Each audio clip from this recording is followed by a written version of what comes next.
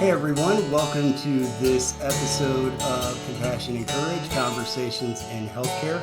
I am your host, Marcus Engel. This is the podcast where I teach compassionate communication, provide perspective, and inspire resilience.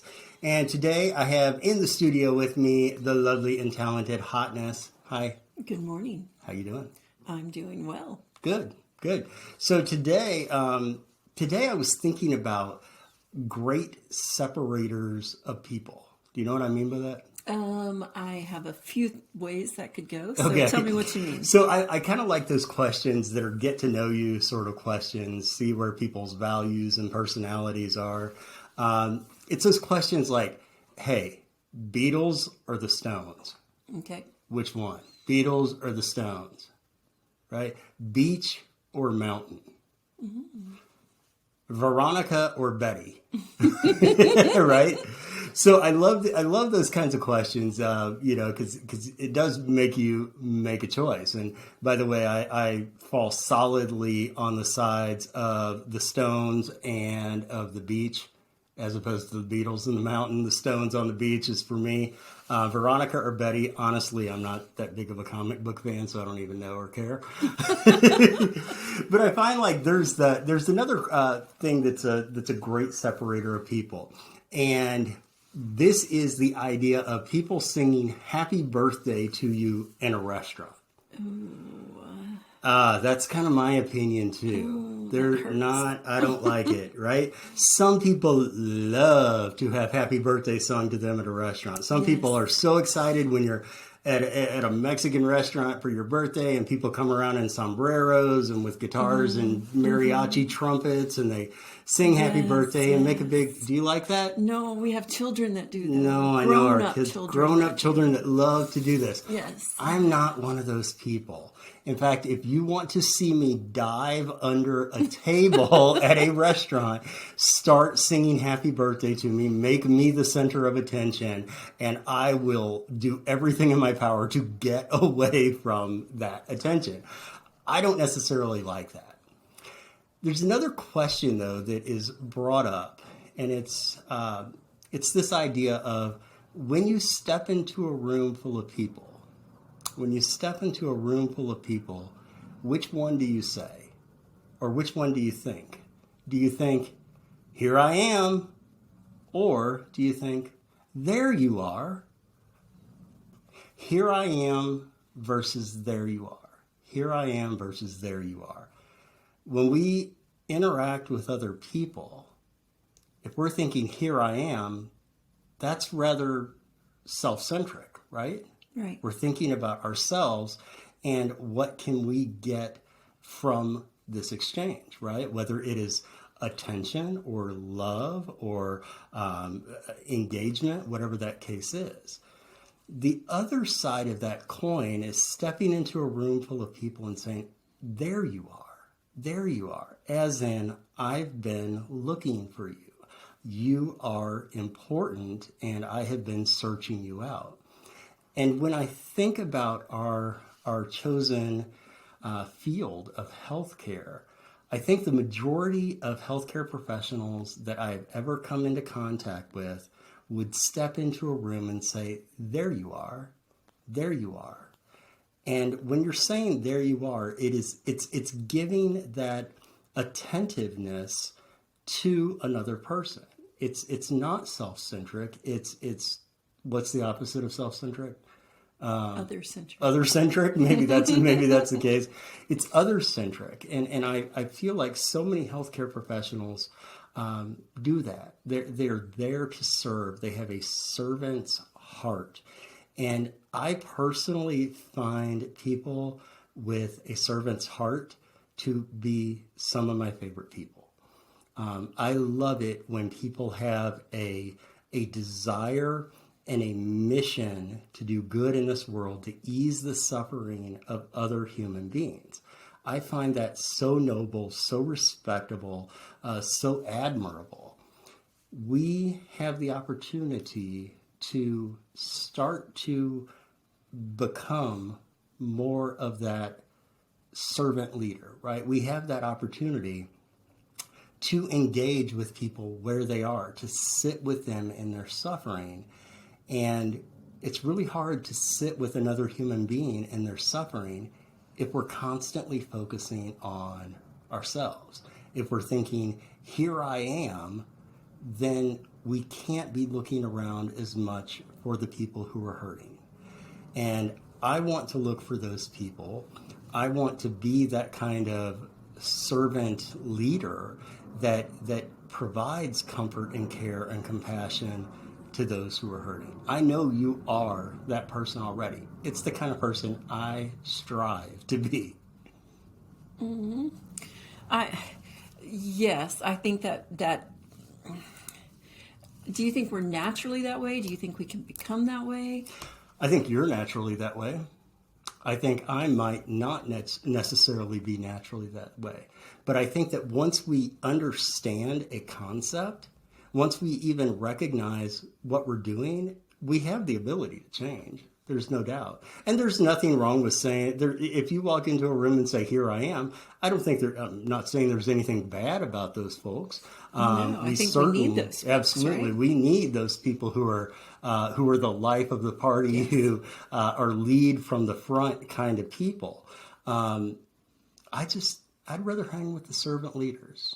I'd rather be around those who are giving attention to the suffering, the downtrodden, those who see that their work in life is to help other people.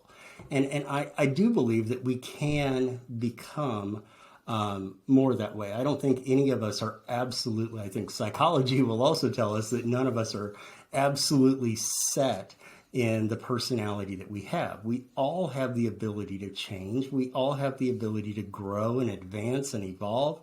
We all have that ability, but it has to start with awareness, and it has to start with intention. Who do I want to be? Who am I, and who do I want to be?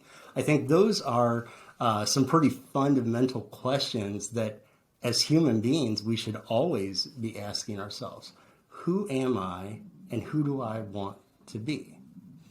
I'm wondering too if perhaps it's something that we need to be enough aware of that we can slip in and out of roles depending on situations. Boy, and those people who can slip in and out of roles based on the needs of the group at that time, I mean, this is Sociology 101, right? This is somebody who has a great grasp. That person already has a servant's heart because they are aware, they are intentional about reading the room. Right? We often talk about that. What's your read on the room? And I ask you that question frequently whenever we are, whether it's a business environment, if it's a party, if it's a business luncheon, if it's a conference, whatever. I ask you that question a lot because I realize that my interpretation of events is often incorrect. And I'd like to think that is all because I am not looking around and interpreting those events through the eyes and through my brain. I'm only doing it through my ears. But the truth of the matter is I'm just more than a little oblivious. And so I know that about myself, and I very much appreciate it whenever I can turn to you and say, what's your read on the room here? What's going on? What's the overall sense of what is happening? Look around the room. Are the people that are in this room, how are they feeling right now? Are they tired? Am I giving a keynote speech right after lunch and everybody's tired? Is it first thing in the morning and half of my audience is coming off of night shift, so they're dragging? Is it in the evening and people are looking to an event like a rock concert? What is the read on the room?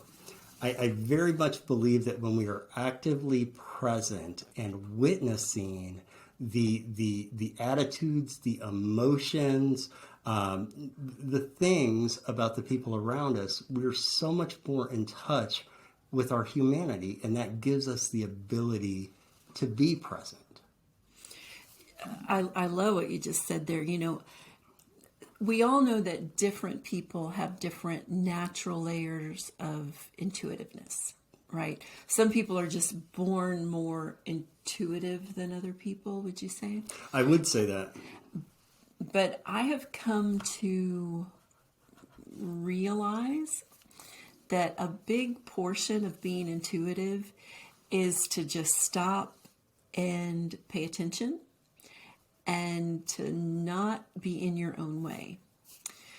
That as long as you are being very egocentric or you're just having your own feelings about something, you're not going to be intuitive.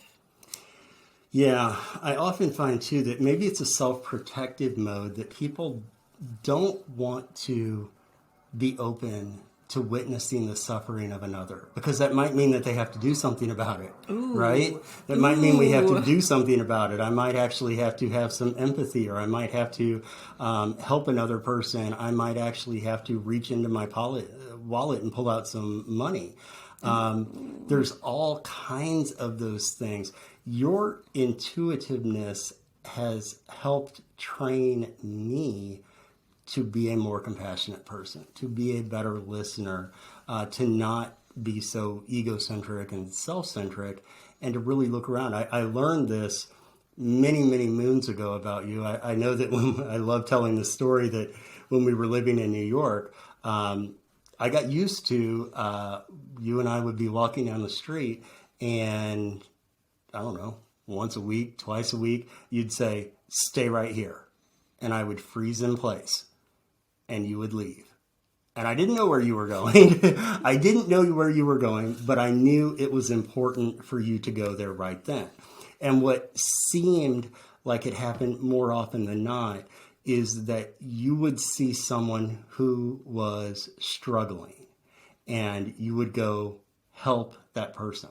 And I know that you did this several times with women who had dropped things off of baby strollers.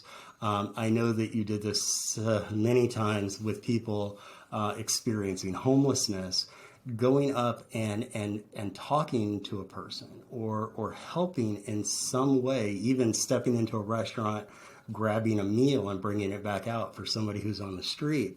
That type of ability to look around and see that suffering of another person, having it move inside your soul, inside of who you are, and then actually acting upon that's the definition of compassion.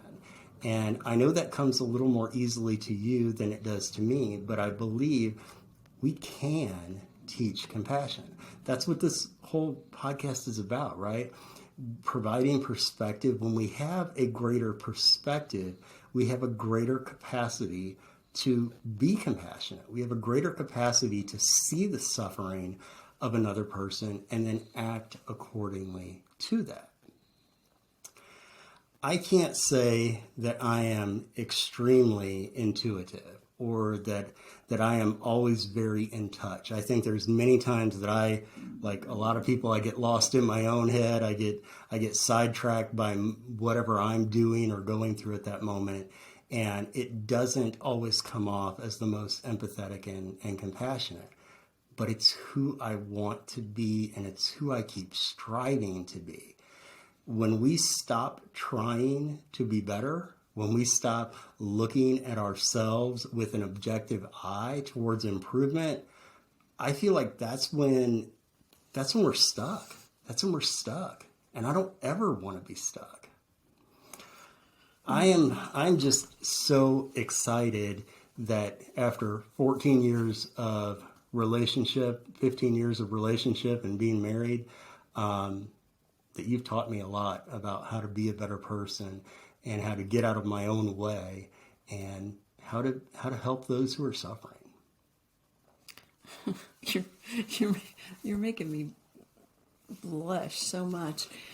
And I feel very much like I have to say there's so many ways that we help people around us without ever it being a big deal. Without it being a big deal. The bigger deal you make of it, the less, I don't know, what's the word, sacredness? The less sacred it can be. The less sacred it can be, right? And And so many times it is a smile or an ear to listen or eye contact to feel like, you're human and I see you. Just recognizing the humanity of another. Just looking in somebody else's eyes, spending that, oftentimes it's probably less than 2 seconds, acknowledging the shared humanity of another person.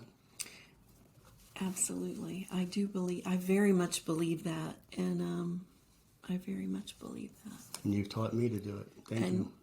Thank you. And thank you, because if you related to this idea, if you're the kind of person who steps into a room and says, there you are, if you are the person with the servant's heart, thank you. Thank you. And thank you for being an example to me to try to be more like you. I want to thank everyone for joining us today for this episode of Compassion and Courage, Conversations in Healthcare. This is the podcast where I teach compassionate communication, provide perspective, and inspire resilience. Thank you to everyone who has subscribed, rated, or reviewed the podcast. We very much appreciate your support. We'll see you next time on the next episode.